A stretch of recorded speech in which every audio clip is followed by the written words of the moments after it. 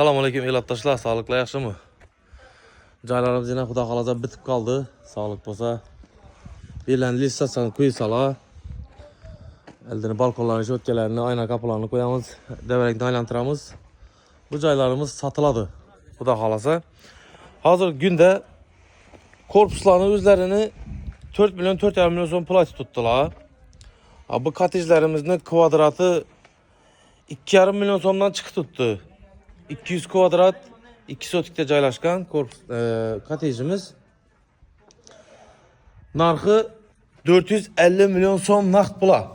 Xalasanızla 2 kiləmçi kreditdən doğula bərəmiz. Caylanması özümü adımda qaz sivetdən muamma yok.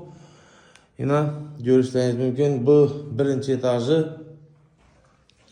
Bu spalnisi, sanuzel, giraj prixoşkəsi.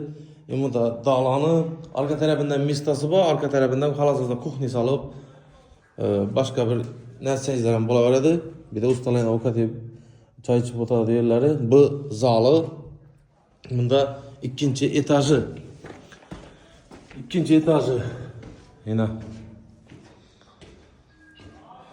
Hoş.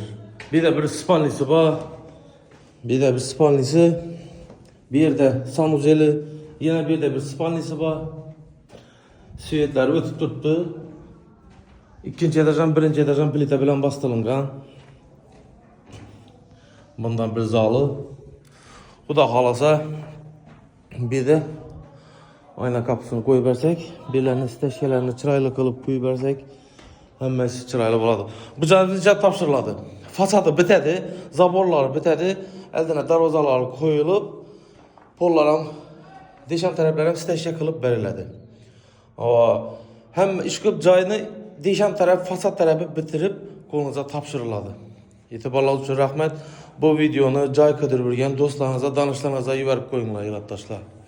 İtibarlar üçün yenə bir mərtə rəhmət.